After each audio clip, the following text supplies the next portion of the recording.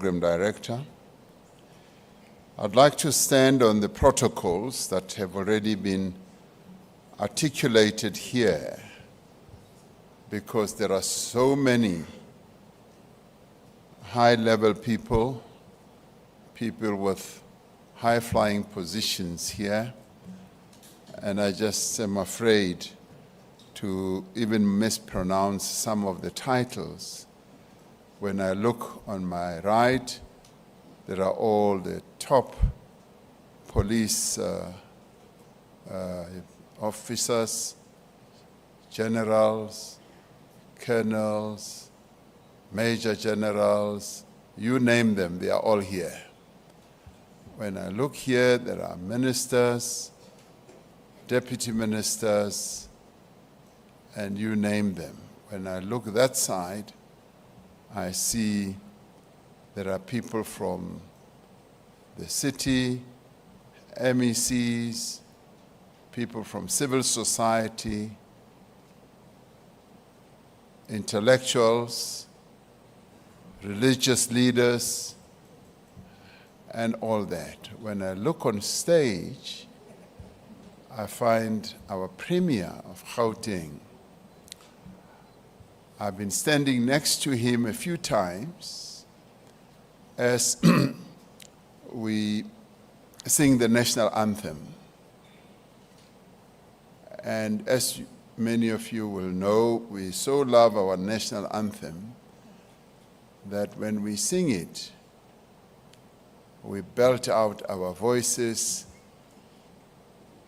And a few times as I stand next to him, I hear him very quiet, and I continue to sing. Nkosi sikelela morena buluka, and he doesn't sing. When it comes to the Afrikaans, then he sings. And I've often wondered whether it's because he's Andre, and when it comes to the English, he's quiet again. So this is my observation. Minister, thank you very much for this opportunity. And allow me to congratulate you, Minister, for having conceived this idea of having a police summit. This is a critical summit because safeguarding our nation's safety and security requires that we become proactive, we become innovative, creative, and we should be all solutions-oriented in our approach. This is what you have proven just soon after you got into your position as Minister of Police, working together with your two deputy ministers. So thank you very much. This is highly appreciated. Thank you. Now, the police are a frontline service. I often say that when people encounter the state, when they interface with the state, it is when they see the police who are in uniform, who are visible in front of them, who represent the state of the Republic of South Africa. We don't often see our soldiers because they are often in barracks or at war, but it is police that we often see.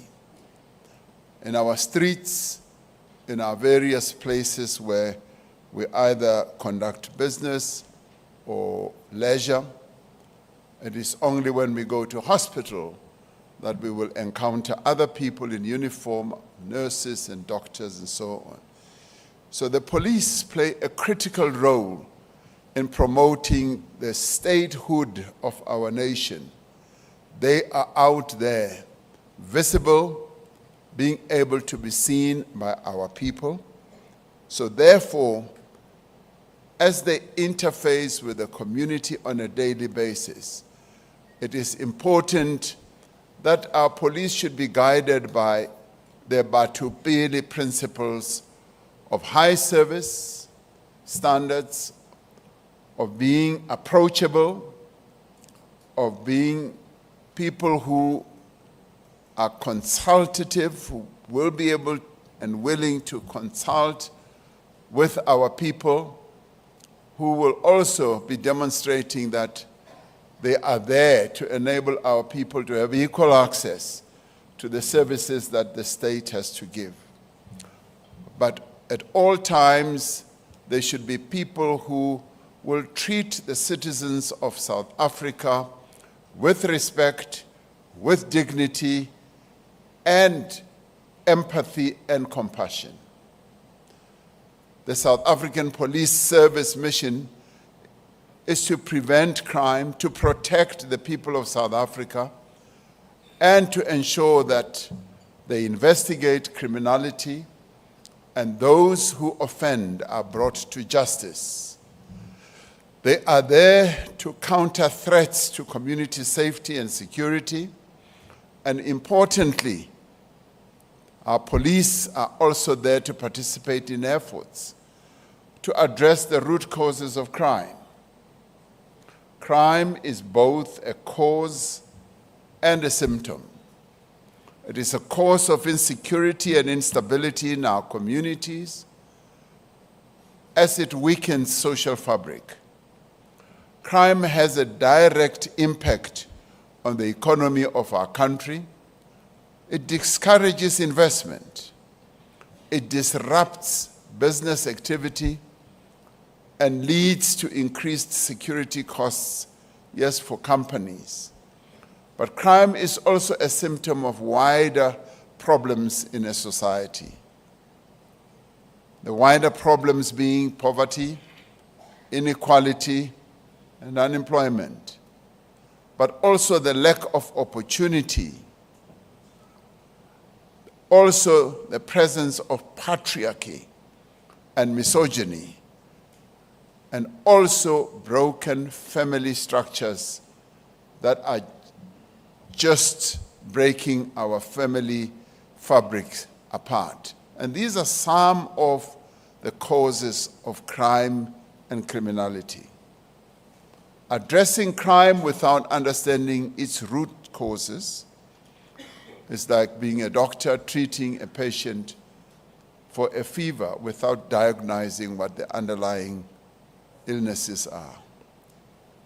It is therefore encouraging that this summit has as one of its key objectives adopting a more holistic approach to law enforcement, encompassing not just the police, but the entire police system.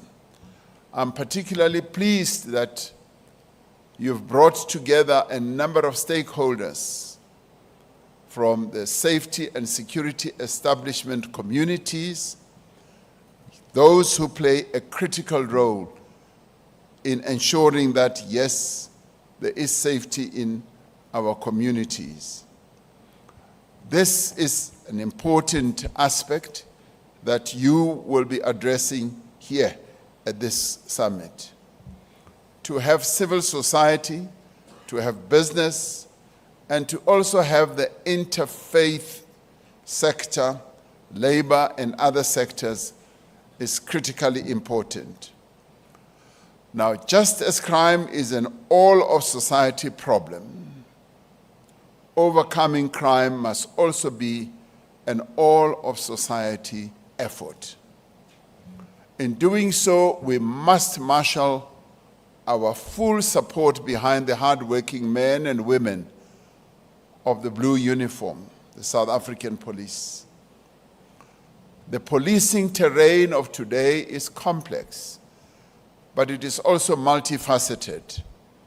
The police strive to fulfill their mandate in the context of emerging threats, and the threats multiply day by day. These threats include transnational organized criminality, illegal mining, extortion syndicates, kidnapping syndicates, the theft of economic infrastructure, money laundering, and terror financing as well. And yet, even in this extremely challenging environment, the South African Police Service continues to register successes in fighting crime in its various operations. We heard from the National Commissioner of Police, as he said, that they are beginning to see the incidence of criminality beginning to go down. And we also heard the minister talking about a number of initiatives that are underway to address the challenge of criminality. We also heard how the Premier of Gauteng, having identified all those 450-something people, and how they are tackling the incidents of crime that are perpetrated by all these people. Now, to build on those successes, we need to restore public trust as well as faith in the police. We need to improve the relationship between the police and the communities that the police serve. And that is why it is so important for this very first police summit not only to be a boys or a girls club of the police, but it should also include the key stakeholders in our communities who are going to participate in charting the way forward, in coming up with clear strategies of how we should tackle criminality in our country. So we need to work to improve the morale of the police, many of whom are battling heavy workloads, who have insufficient resources, as well as outdated systems.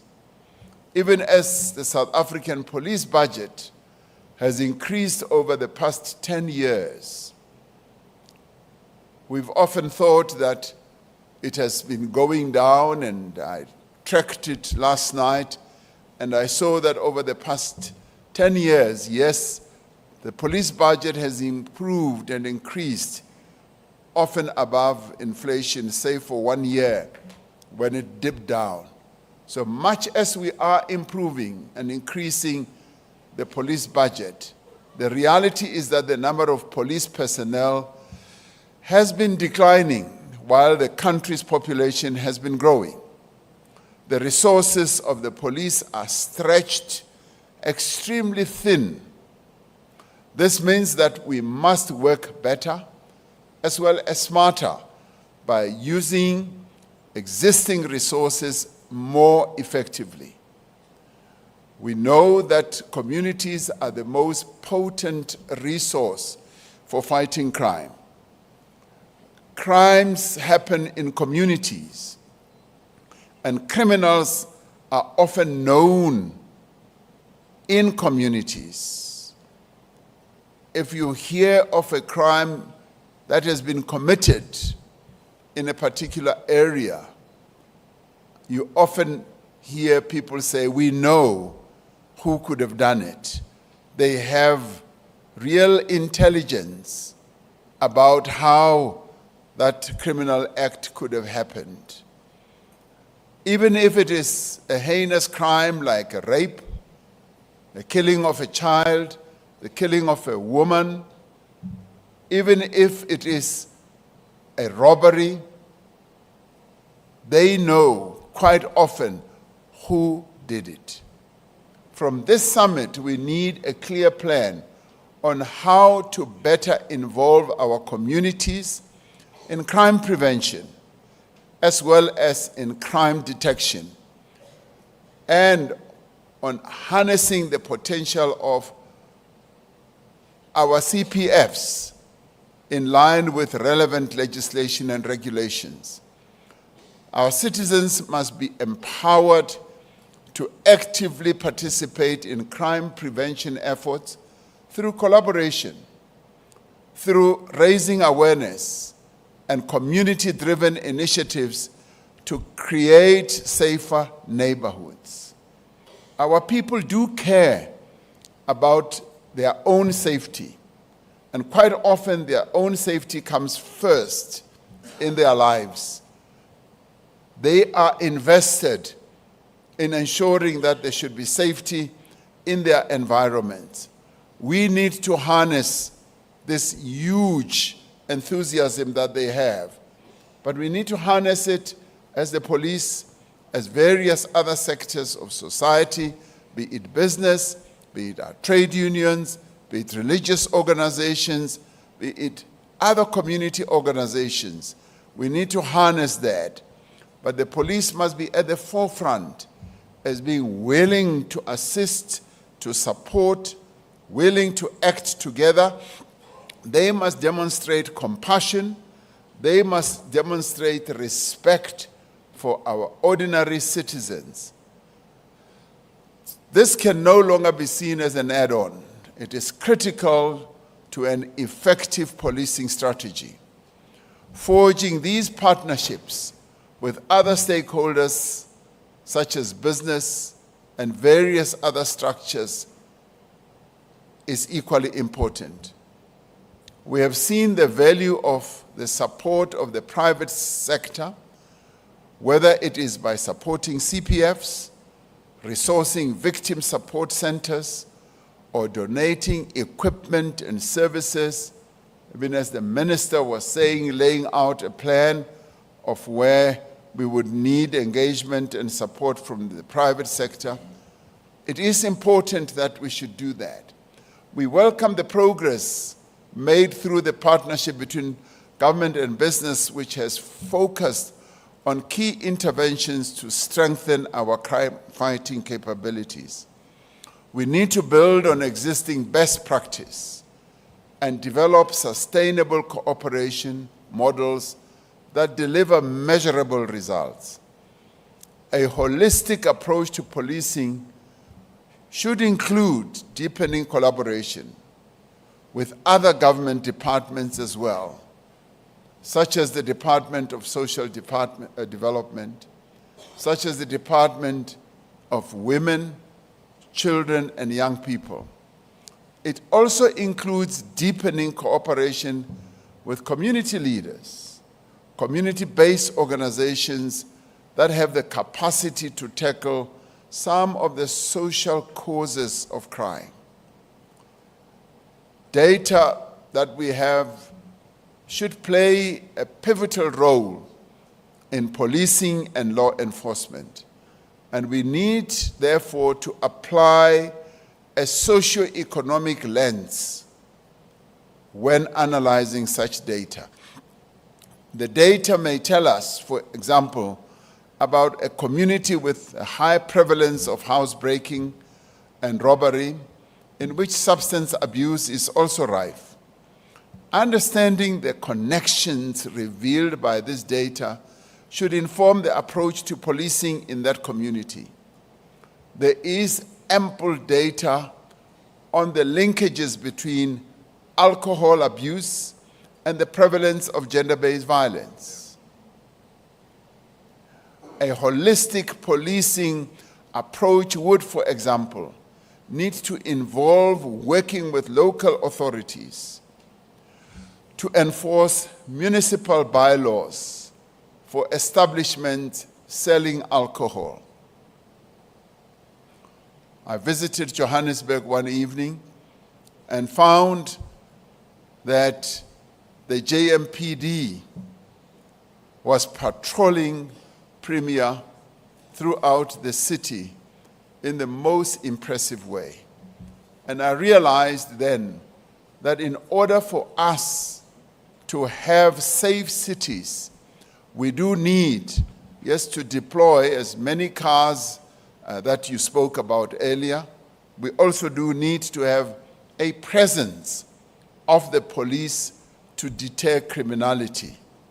And it was quite late at night, and I found that there was no criminal activity because JMPD was in place, they were visible, they were there, and they were not threatening, they were just well positioned to make sure that, yes, criminality does not take place. And that is what we want to see. So it is therefore important that our presence as police should be seen. It should be visible. And I know that you need more and more numbers.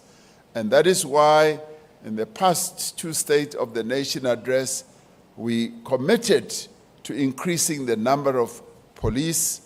And yes, I'm glad to see that even our metros are increasing the number of traffic officers, municipal police. But here in Gauteng, you have also taken on the safety wardens, the crime wardens, as you call them, and I have been seeing them. And I often ask them, how many people have you arrested? Many of them are young people. They say, many. And I say, how? Will you ever be able to arrest me? They just smile away. But their presence is very important. They are gaining a lot of experience, and we should assist them and applaud them for the dedication that they are showing. But as you correctly say, Minister, we do need to harness and employ modern technologies to support crime fighting.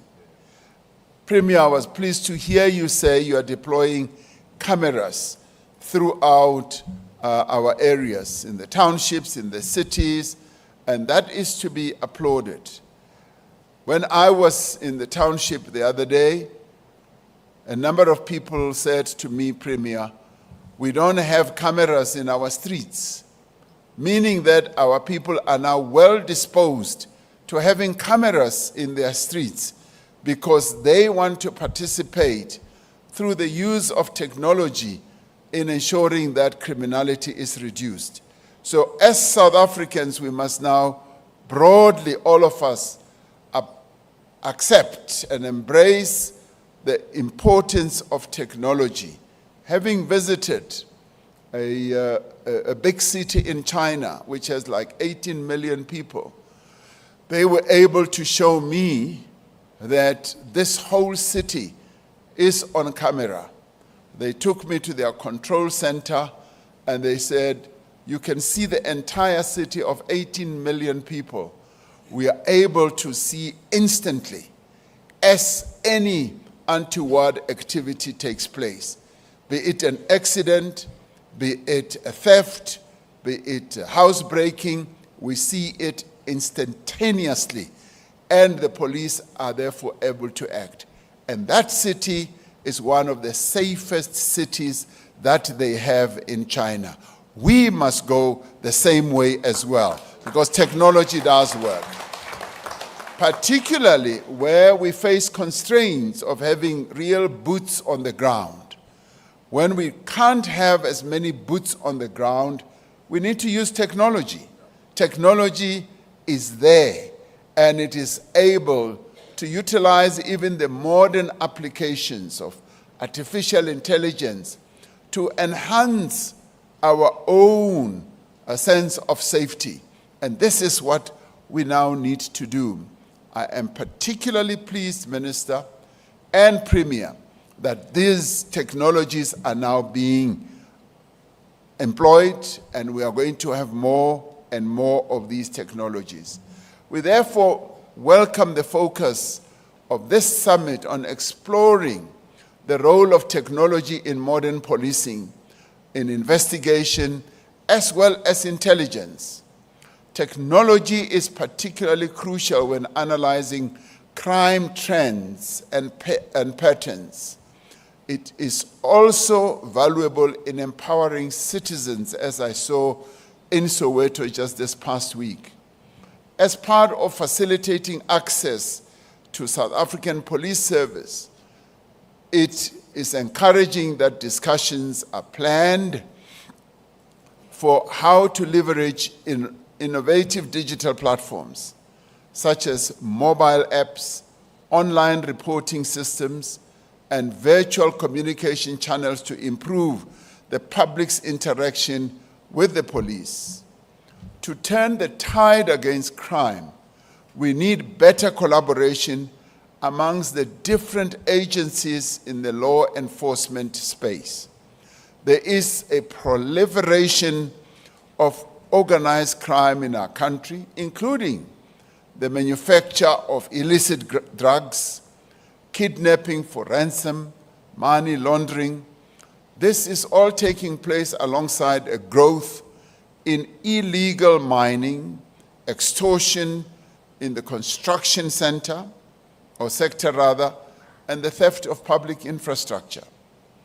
As much as the specialized police units devoted to these particular crimes continue to register progress, they heavily rely on actionable intelligence and traditional policing and detective work. That is why we need to deepen collaboration between law enforcement agencies to ensure better coordination and information and data gathering as well as sharing. Corruption is also another major challenge that we must confront. It is a scourge that has left no aspect of society untouched, including the police. Alongside measures to protect whistleblowers, to implement the National Anti-Corruption Strategy and strengthen accountability, we have to urgently look at strengthening the fundamentals of policing. Now, not all police officials or officers are corrupt, but the community that we serve often articulate a concern that a number of the police who are serving them are corrupt. Now, we need to address this. We need to begin in a visible way to distance our police from corrupt activities. And the police also must act against those amongst the police who embark on corrupt activities, so that we should have police who will shy away from being tempted, from being lured into corrupt activities. This is an important task that we need to undertake. The police must be seen as guardians of the safety of our people. They must be seen as the police officers who are there to ensure that they protect our people. It is not enough to demonstrate that we are prosecuting South African Police Service members guilty of corruption. We have to instill a culture of honesty and integrity in the police. That is what we need to do. Now, the applause on this is coming from the left side. I want to hear it coming from the right side as well, where the police are. Because it is yourselves as the police who must safeguard your own integrity, who must make sure that as the people of our country look at you, they look at you as people who are there to serve them with dignity and with integrity. It is our expectation that this summit will devote the necessary attention to promoting ethical behavior, accountability, as well as measures to rebuild confidence in law enforcement. And by accountability, we mean being engaged with our people, being able to explain to them what we are doing in making them safer. Respect for the law and of the authority of the state is a cardinal priority for this summit. Instilling a culture of ethics forms part of a wider effort to professionalize the police service. This includes programs to attract the right caliber of candidates to the South African Police Service through a rigorous selection process, as well as providing opportunities for training, education, and career development. I must say that I've been hugely impressed as at times I've listened to the commissioner describing to me how they go about, yes, processing the various applications that they receive as we announce that we are now going to employ more and more police, and how on an individual basis they are able to go through each applicant's application, curriculum vitae, record, whether it's criminal or whatever, before finally appointing a person. Now this, for me, is really good career development processes that the SAPS must be applauded for. And I applaud you for that, Commissioner. Now, this landmark summit, and it is a landmark summit, has much to consider and many issues to address. You're going to be here together for 3 days, and you're going to address a whole number of issues. It is a historic summit, and therefore you need to delve into the issues with a real amount of commitment as you break into the various 5 commissions that you're going to have or participate in, where each one of you will have an opportunity to give views, thoughts, and suggestions and strategies on what we should do. So, from my point of view, I look forward to this summit coming up with really good strategies that are going to enable us to begin to address the problem of crime in our country more meaningfully. Now, if the South African Police Service is to fulfill its crucial mandate, we have to emerge from these few days with a clear plan on how to address the systemic deficiencies that are negatively impacting on policing. Now, as a country, we owe the South African Police Service our full support. As government, we remain committed to turning the tide against crime and making our communities safer. It is our hope that the recommendations emerging from this summit will translate into deeper collaboration, more effective methods, and a promising future for policing in South Africa. Minister, as much as you want to have this every 5 years, we look forward to this summit changing the course of policing in our country. As you have said, that we would like to improve the manner in which our police function, and what better place and summit is there than to have the people who are engaged in the whole task of policing directly, and many other people who are their collaborators, particularly communities, academics, the religious community, and many others, as well as colleagues who are in the local government sphere.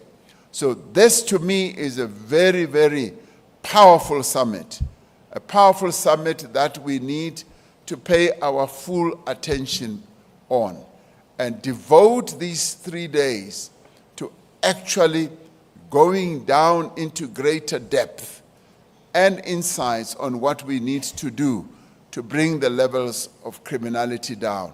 So I have high hopes about what will come out of this summit, and I wish you, Minister, National Commissioner, Deputy Ministers, and all other officials who are part of the police service, and indeed every other person who is going to be participating here, the best of participation.